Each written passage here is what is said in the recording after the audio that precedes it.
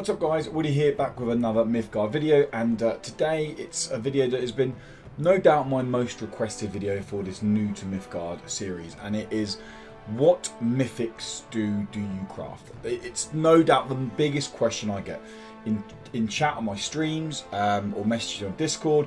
I've just got this wild card mythic for purple, what do I craft? And it's something that I looked around, there's not tons of videos out there for this, so this is going to, now the title of the video is 20 must craft mythics in Mythgard, but I kind of want to give a little bit of like a side note to that.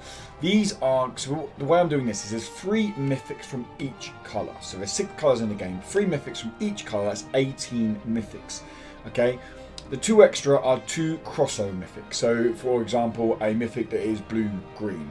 Now they aren't necessarily must craft, but if you really want to play a blue-green, if you want to get a mythic, or you're looking to play a crossover deck, these are cards that maybe towards the end of your collection you could get. But I wanted to, people will ask me about, like, for example, the best crossover mythics. So that's why I'm doing that part of this video, is at the very end, is to kind of go, well, this one's better than this one, and why. Also, these aren't necessarily going to be the strongest mythics in the game that I'm recommending to you guys. They are definitely, however, going to be the most versatile. They're going to be any blue or purple or yellow or whatever deck you play, you could put them into. However, some of the very strong mythics in this game are strong because that you build into them in a kind of combo-y, more linear deck. You kind of have a win combo because you build into it. Now they can be very strong. I'm not going to be recommending many of those because they do require other cards to build into. So this is going to be more, you've got wildcard cards, wild card cards, there we go, and you want to know what to craft, and that's what we're going to go into. So we're going to click Mythic down here. We're going to go into all cards, so even the ones I don't own. I only own, I have about 35 mythics in the game so far, and I think there are 99 in the game overall. But we're going to go down in order of colour here, and we're going to kick off with blue. So the first blue that I'm going to recommend to you guys to craft is going to be Braggy Runesinger, okay? Now, Braggy Runesinger is, it's not the most universal blue card, I got onto that in a minute, but this is an extremely, extremely strong card. Now, he comes out with 1 charge, he's warded, he allows you to, you can gain a charge, and every time you do, you draw a card and you shuffle a card back into your deck. So you get to find an answer, you get to find a play if you're looking for a set play. This is what's crazy, he only comes out for 1 turn, so you can do this straight away. Next turn, you can give another minion Frenzy. If you're running like a blue-green deck and you've got some big overrun green unit on the board, you can give it Frenzy so it can just ping and ping. It can be a very big win con. And then if you're running an enchantment deck, this one down the bottom here, I haven't seen many people, I've only actually seen it go off once, the choose and draw up to 3 enchantments from your deck, but it's more the Frenzy. If it doesn't get answered, then you can get the Frenzy off twice. You're already getting insane value back. He has 5 health, so it's pretty good, and he's still pretty like a modest swing for 3 damage. Real big thing that makes this card super powerful is the warded ability. Then warded means you can't take damage outside of combat. Ignition doesn't work on it. Banish does work, I believe. Seal of Exile does work, I believe, but he can't be targeted by like spells that destroy or damage. So he's super strong. Next one we're going to go to is Kara. Now, there are other blue cards that do things pretty well. Like Black Hat is very good if you're looking at disrupting someone's hand. Odin Frame is pretty good. But Kara is a pretty universal card. Now, she is a Valkyrie. So if you're running a Valkyrie list, then she adds into the synergy of Valkyries. But even if you're not running a Valkyrie list, okay, this card can be super powerful. You can get her out on curve, meaning you can get her out turn 4 with the 2 blue gems. Kara gets +1/+1 whenever your opponent creates a minion. So if they haven't got an answer for her by turn 4, she instantly, they play a unit, instantly she goes to 6/5, then 7/6, and then 8, then 8/7, and then so on and so on and so on. If they don't answer her, she can get flying away with it. If you are running a Valkyries list, obviously Road Queen buffs her by 1/1. She has lots of synergy going on with it as well. So she isn't the best blue mythic. She might on paper you go, wow, she can get huge. I've seen Kara's build up to something like 12/11s, like insanely big value. But she is still a very universal. Someone who's new to the game, someone who's getting into the game, if you have a blue mythic to craft, this wouldn't be the first choice, but if you have the other one we're going to go to, then Kara is definitely a good choice for you. And the best blue mythic in the game, in my opinion, and I think in many people's opinion, is Magnus Forsen. Magnus Forsen is a 5 mana card. You need 2 blue gems, but when he awakens, or as in when you play them, they drop down on the board, dealing 2 damage to all enemy minions. Against aggro decks, this just wipes the board pretty much. Even against many decks, it wipes the board. It can set up alpha strikes if you're running alpha strikes. If you're running blue-yellow control, this is a very control-like card. If you're running mono-blue mid-range, this is a great card. Even if you're running Valkyries and looking to be aggressive, this can set up a massive, this can clear their board to set up a massive swing with your Valkyries for a winning play to get lethal. It is the best. I don't think anyone can argue me. It's the best blue mythic in the game. If you have a blue mythic wild card, or even if you have a mythic wild card in general for any colour, Magnus Forsen would be one of my first choices to craft, because they are such a versatile card. Whether you're playing mono blue or splash blue, it definitely works in any deck that has blue in it. So moving on to yellow. Yellow is a bit more of a different one because they're quite controlly. And this is where it gets a little bit more subjective. There's some that some people would recommend and some other people don't recommend. I've played with most of them because in Alpha I had other different cards I own now. But anyway, the first one we're going to recommend is Orbital Jamming Satellite. Now this card is very good if you're playing Control. So it comes out with 2 charges on it. You gain a charge at the end of your turn. So every 2 turns you can activate its ability. And its ability is you get to suppress a minion until your next turn. So for your current turn, for all your opponent's turn, and then when you come back, it's unsuppressed. And what suppressed does, it nullifies all abilities, buffs, and debuffs.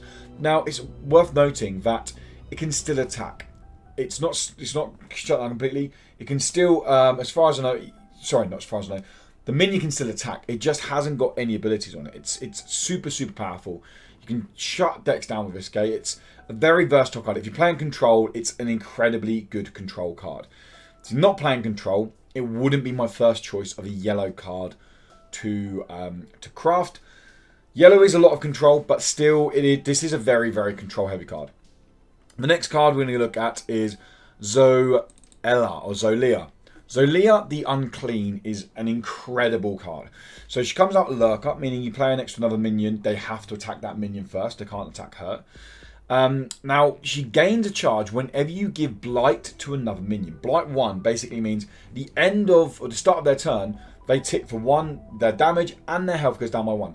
Now, what's really important to remember about Blight, guys, is it's not health damage. It's not damage to them. It is a reset of the stat. It's a status. So let's say you drop it on a 3-3. They go to 2-2. They can't heal it back to a 3-3. It's just they are now a 2-2. When they go to a 1-1, then they die. You control the board very nicely with the Blight. For 2 charge, you can spend 2 charges to give another minion free. This is nice if you're going for lethal. If you drop her out mid-game and maybe she stays around and you go, actually, I'm going to get lethal. I can use Infuse maybe or something, and then I can drop this one. I can give 4 extra to a minion that's got a clean swing at its face. Maybe that gets you lethal. If you can spend 6 power, then you brand yourself, not the card you're branded with. At the end of your opponent's turn, they lose 5 life. No questions asked. Literally, I've got this off once, and it literally is the case. When they press end turn, they take 5 damage. They can't stop anything about it. They remove this card, that status stays on the board. It's insane, it's powerful. It is hard to get off. It is a slow play to get off. She needs to stay around for 5 turns. Lurker helps her stay around a little bit, but she's a very good card. She can play in mid-range with her kind of ability to buff cards and ability to give Blight, but she also can be built quite nicely into control decks as well. Now, the final one I'm going to recommend, I had a fluctuate here. I was this or that or this or that. I didn't really know which one to go for. Some honourable mentions quickly would be Universal Holocan. I played this card a little bit in Alpha. It's very good. I would argue that Sapo's better. Sapo's a very good card. I'm actually going to cheat and recommend one of 2 cards. The Twins. The Twins are bonkers, crazy, insane. Now, the reason I say just one of the Twins is they're both 6 cost 3 yellow gems. But when you, so let's say you craft Twin Blanqui.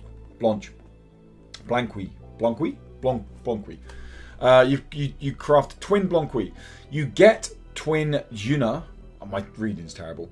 To play for free. Completely free. Doesn't even cost a gem. So you can play these both in the same turn. And this is basically when it comes out, you has overrun and regen free while Twin Juniors play. Has overrun and regen free. So these guys have overrun at 4/5 and at 5/4, and they regen for free. They can be massive controller cards. One very important thing I need to recommend and point out is ephemeral on the one you get to create for free. Meaning, if they bump the card back to your hand, it will destroy that card. Now, I own all of these cards. I've played all of these cards several times. Sapo is very good, but I found that if I've got these guys out, especially on turn 6, they can cause a lot of trouble. They need answering. People want to answer them because they're basically removing minions for free and then getting regen. If you can play these on enchantments to buff as well, they can get insane out of hand, especially with the regen. Now, it doesn't matter which one you craft. Obviously, having both is great, but just crafting one of them for now is a very good play and will flesh out any yellow deck or even any deck splashed with yellow. Just remember, it does cost 3 yellow gems, though. Now, I'm going to take a sip of my tea, sorry guys, dried out mouth. Moving on to red. Now, red. Red is an interesting one because there aren't many like aggro red mythics. And a lot of people, a lot of new players especially, will probably associate red with aggro. The mythics I'm going to recommend here are definitely more mid-rangey control. One you could definitely argue is aggro, but we'll get into that in a minute. So anyway, the first one I'm going to go with, if you want to craft some red mythics, is Oak of Dodona. Get my words out. The Oak of Dodona. Now, the Oak of Dodona is mobile, can't move the card. When one of your minions dies, your opponent takes 1 damage and you gain 1 life. They're like doggos, if anyone knows the doggos from yellow, put into 1 card. So the card stays alive, you're getting value off it. Over time, you're getting value. A swing technically of 2 every time one of your minions dies. However, demise, so when it dies, you get to look at the top 3 cards of your deck, and then you get to draw a card. So even if it dies, you're still not losing hand advantage. You're still getting to not only draw a card, choose what card from the top 3 cards of your deck to draw. This card is such a good mid-range card. It's not a control card at all, but it's a very good mid-range card. It's also worth remembering, it's a vampire flora, meaning if you're running a vampire deck, if you're running cards that buff vampires or heal vampires, this is a vampire. This counts into all of that stuff. So if you are playing vampires and you're really, really enjoying how vampires work, if you're really enjoying vampires as an archetype, as a tribal deck, then yeah, this card's a great addition because it's one of the best red mythics in the game. The next one we're going to go to, I don't actually own the next 2. I haven't played one of them. I had one played against me a lot, and the other one I played in closed alpha when I did own it. The one I haven't played, but I know a lot of people play it, and I know it's highly recommended, is Gigantomachia.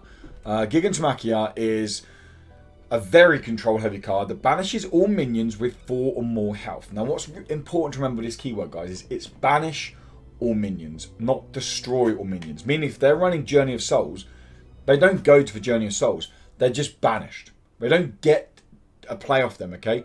They are banished. If they're running dogs and it's every time a unit is destroyed, no, these are banished. These aren't destroyed, they're banished. And it's completely gone. They can't pull them back out of the boneyard with Wake the Bones or anything like that. They're gone. Now, this can be hard to get off if you're playing like a mid to late game and you've got 4-drop cards on the board anyway. So it's 4 more health. So you got minions with minions with 4 more health on there. The best way around is to like swing first to make sure your minions maybe health's a little bit lower, and then drop this. But this card can win you games. If you're playing something like Reanimate, you're playing purple green ramp, you're playing against purple green ramp. You get to like a mid late game, they've got some big ass units on the board. Drop this, see you later, gone. Okay, it's insane. As far as I know as well, because it's banished, it goes through warded. So warded is just banished, not destroyed, it's banished. Warded is can't take damage outside of combat. This isn't damage, this is straight removal. It's an insanely powerful card. If you want to play red, like red-yellow control, then this is the card I'd recommend over Oak. If you want to play red mid-range or like red-blue mid-range or even something like red-purple mid-range, then I'd recommend Oak over that. And the final card we're going to recommend for red is 7 Ring Ritual. Now, I had this card in closed alpha. I haven't got it in open beta yet. Now, create 3-1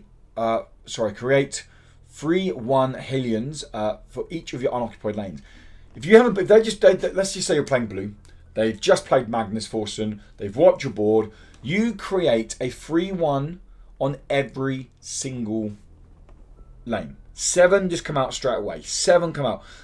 3 is a lot of that. If they haven't got to deal with them, they can't deal with all of them. This can completely control the game. The tide can completely swing here. If they can't deal with them all, even if you're getting 2-3, you're doing 6 damage next turn off these guys. You're going to be removing their board. You're setting up attacks on their board. It's insane. It's such a good strong card. It is 7 drop. In a mono red deck, it can be quite hard to get off in just 7 drop. But when I've played red-blue decks, people have been running this, and in like red-blue mid-range, this has won them games. It's insanely good. I've played it like once in closed alpha, and when you get it off, you just sit back and go, wow, look at all those cards. Rub your hands together, take a bow, and then go for the win. Very, very good card. In terms of preference, I always like Oak of Dodona more because I play mid-range more than I do play kind of heavy control. If you're a heavy control player, then definitely Gigan Tomakia is where I'd go with there. Now, green is my baby. Green is the colour I love the most. I just love it. I love it. The issue with green is it's various ways of playing it. Same with any colours, but green Mythics either lean down getting big units on the board or playing around spells normally. They're kind of where they're going. Ramping up with big units, much like they do in Magic the Gathering with Trample or Overrun as it's called in this game. Or getting spells on the board that can buff other cards by playing spells.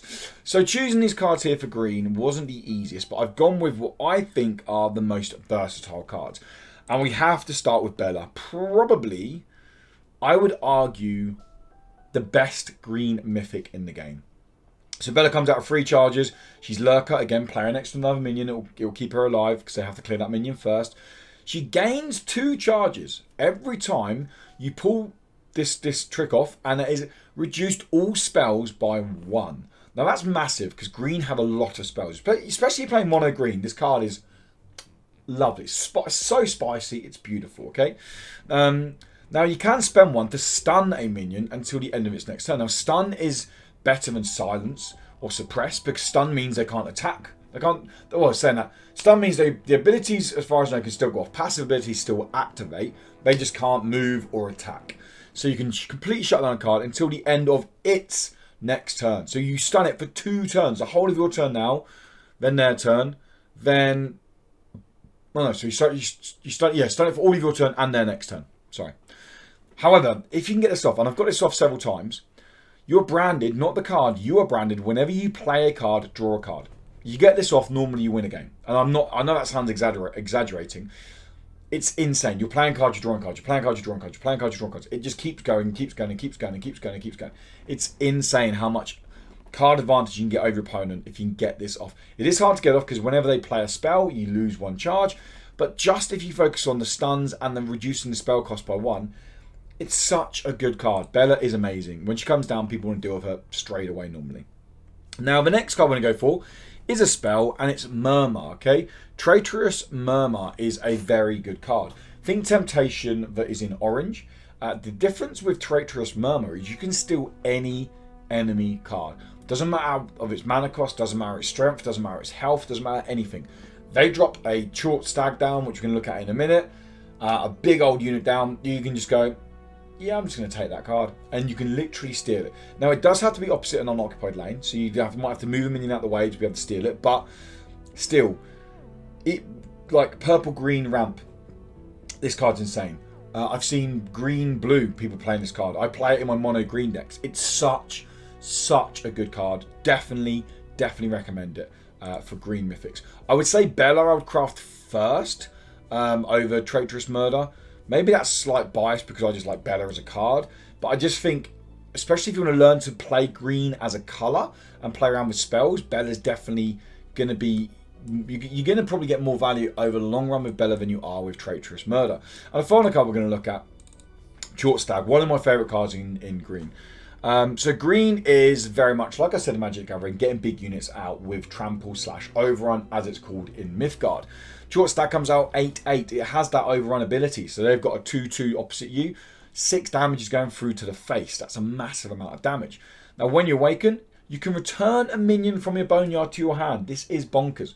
You can, let's just say, for example, you played Bella earlier on. She's now in your graveyard because she got destroyed. She's not in your graveyard anymore because once you drop Short Stag on 7 mana, or if you're playing a ramp version, you can get this out sometimes on turn 5. No kidding. All of a sudden, you can throw Bella back in your hand. Bella's back. And just to cream it off it even nicer, cannot take more than 3 damage in combat. Now, that means face-to-face combat. They can still ignition it to do additional 2 damage. They can still give it blight. They can still. There's lots of ways of dealing with it, but still, this comes down. People all of a sudden go, oh shit, what do we do with this card? It's a great card. I prefer it to Ikutorsu. Short Stag is honestly one of my favourite green big guys.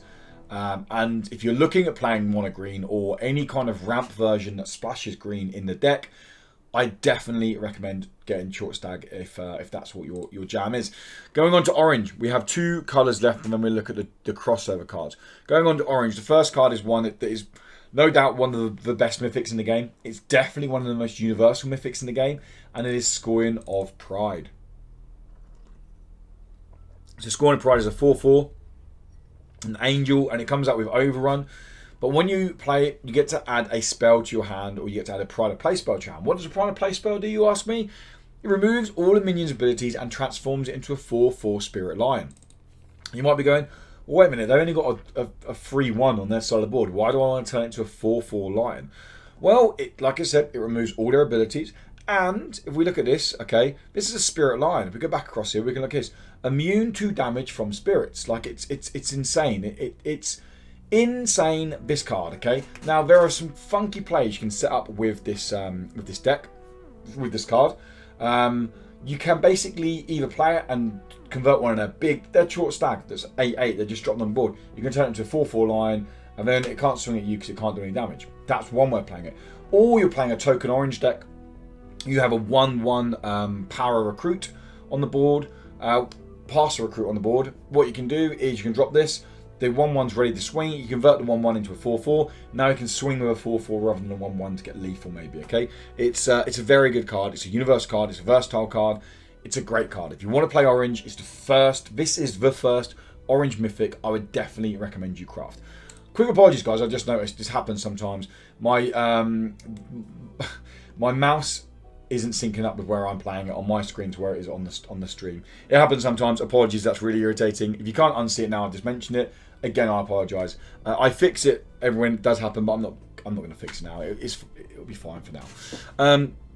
Okay, the next up, I owned this card in the alpha. I don't own it now, but To Heaven and Back. Now, there are other oranges here that are pretty good. Now, this orange is very much ones you could build into. Okay, something like Solomon's Gale is a kind of versatile card in general. However, To Heaven and Back can be an insanely strong card. If we just read what it does. When an occupying non-angel, that is key. Okay, Scorn of Pride, for example, is an angel. When an occupying non-angel minion dies, return it to the owner's hand. It is now an angel and gets +1/+1, agile, and its mana cost is reduced by 2. Okay, so if we look at a card that isn't an angel, okay, we're on Mythics anyway, but let's try and find something that isn't. Okay, we're on Mythics, but you know what I mean. Let's say we dropped. It doesn't have to be an orange card. Let's say we drop. I don't know, a red card on there, Trapezists. So they're 2/2 with Rush. And now I'll come to that. It's a 3/3 with Rush and Agile. And we can play it for free because it was 2 mana to play before. It now doesn't cost a single thing. We just need to spend the 1 gem to get it out. So that's just a quick example off the top of my head. The card is very, very good. It's very good at keeping cards in your hand. It's very good at kind of controlling the board. It is more of a control style card. I wouldn't recommend it as your first card to craft in orange, but definitely if you want to start sprinkling or splashing in some control from orange, this is a very good control card. It can very much allow you to keep board advantage and also help you not spend all your hands, so you can keep kind of hand advantage as well. It's a really good card and I definitely recommend it. When I get an orange or chance to craft another orange Mythic, this is the first one to craft. Now the next one, I had a few choices here, but I went for the big one in the end. This card isn't necessary. It's not a must-have card.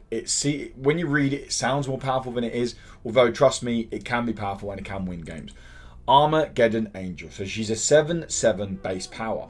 Again, she's an angel, so you can't play her on a Stairway to Heaven. To Heaven and Back. Stairway to Heaven. Awaken. Destroy all minions. Literally, this wipes the board. Any other minion on the board, done, gone. Unless it's warded. Warded, I'm pretty sure doesn't die off Armageddon Angel. Now, it's created for 1 more strength for each of your minions and 1 less health for each of your enemy minions. So if they have a full board, she dies. You play...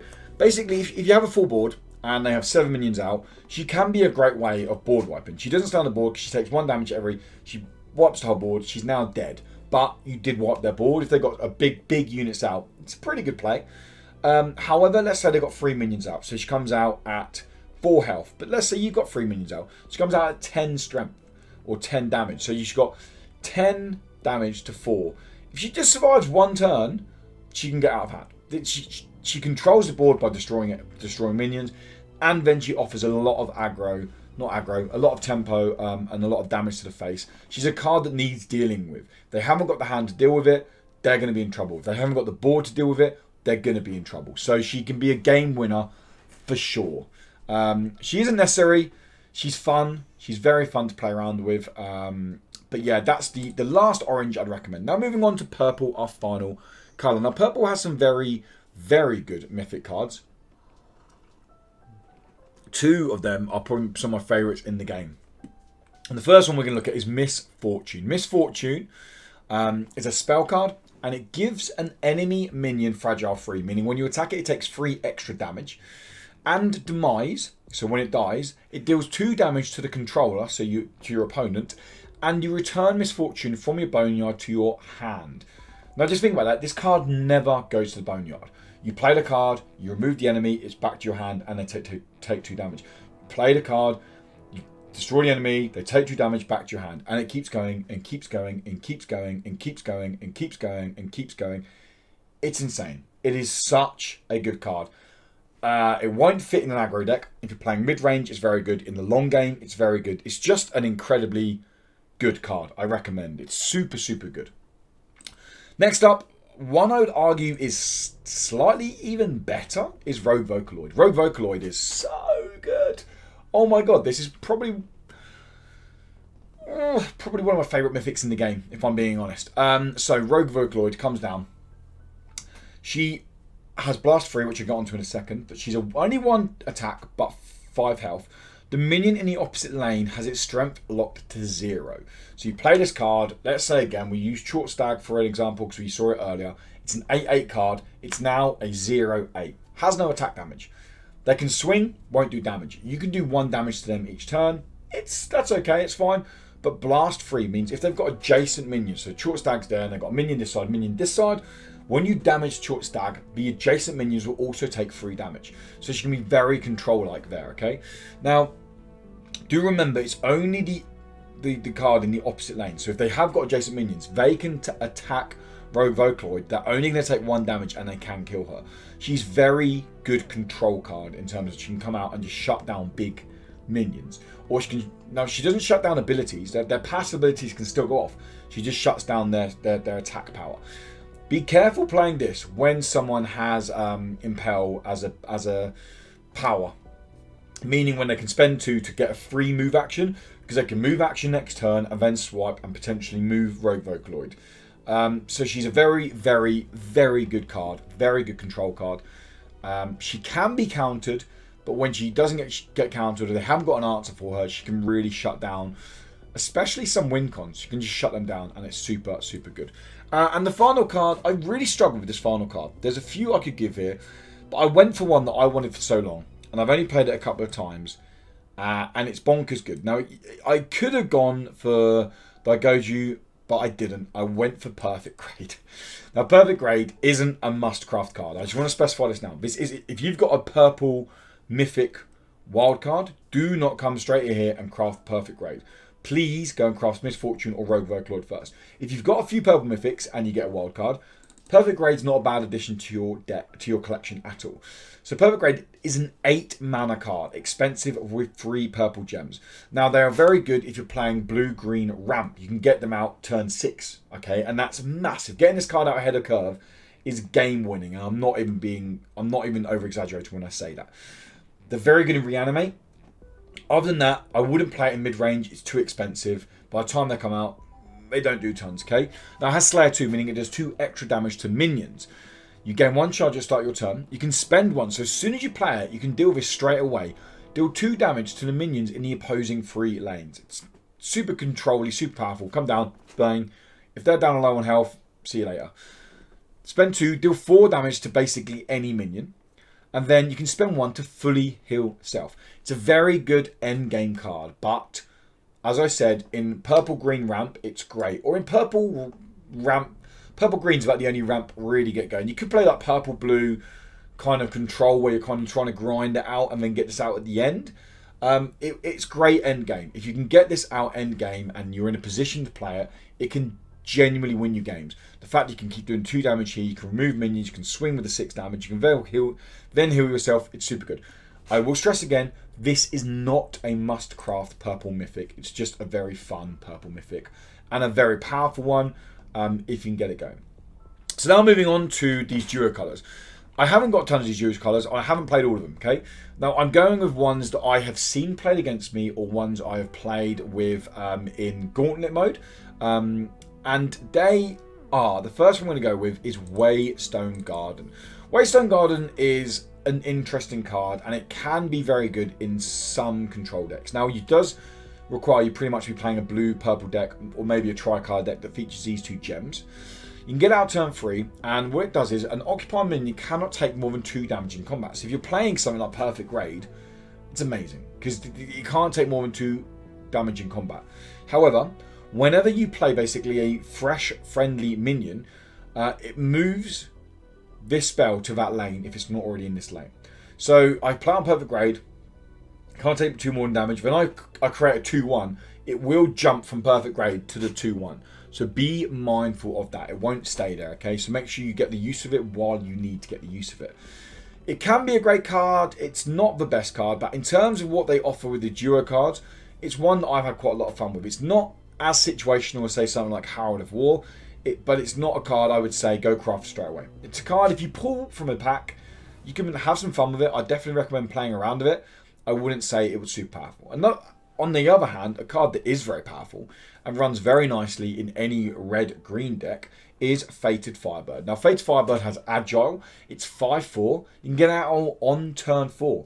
Like, that's pretty damn good. If you're very lucky, you might be able to get out turn 3. If Cobbleox die turn 2, maybe get out turn 3. Turn 3 Agile, 5 damage to the face is, well, turn 4 because you have Summon Sickness. When it dies, you lose 2 health, but it just returns the card to your hand. You can't lose this card.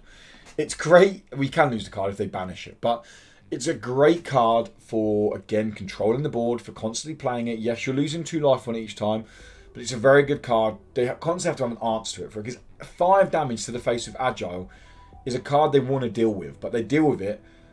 Yes, they're doing the chip damage to your face of 2, but on the other hand, you're getting another card back in your hand to play again next turn. Only costs 1 red and 1 green gem. If you're playing ramp, like green-red ramp, 4-cost cards isn't that expensive. You can normally get to like 12 mana by turn 9 sometimes in that deck. So you can drop this down quite easily every single turn, mid to late game. It's a very good card. It is. I've had it played against me a few times. I've played it once. It is a very, very good card. I would say this though, honestly, I wouldn't stress too much about any of the cross-faction cards. There are some very good ones, like the Recursionist is good in spell decks, and like Tekken against Enchantments, Herald of War is good, but I wouldn't say there was any here. I would say go out and craft right now, build this deck around them. Because that duo colour, you kind of have to not build a deck around them, you definitely have to cater a deck more into their play style, like to make sure you can get the full value off of the cards. But yeah, that is my rundown of 20 Mythics I recommend you guys should craft. Like I said, they're not the strongest Mythics, but they are definitely the most universal or versatile Mythics. They're ones that you will definitely play. If you're running that colour, you're going to fill it in that colour. If you're running that colour with a splash of another colour, you're probably going to put it into that deck as well. I definitely recommend checking them out. I definitely recommend... hopefully I've done a job of saying if you like control, craft this one. If you like aggro, craft this one.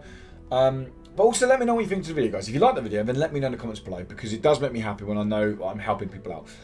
The idea of this new to Mythgard series is that it is designed for completely new players to not only the game, but sometimes new players to CCGs, and really help you get over the kind of intimidating start to the game. Because I'll be honest, the game is complex and there's a lot going on.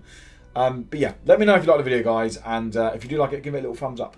And to keep up to date, more Mythgard content, including deck videos, and including these new to Mythgard series, which I'll try and get out. I'll definitely get a video out every week on these, but I'll try to get out 2 a week. It all depends on how busy my work schedule is. But anyway, to keep up to date with them, guys, make sure you subscribe to the channel. But until next time, people, thank you so much for stopping by.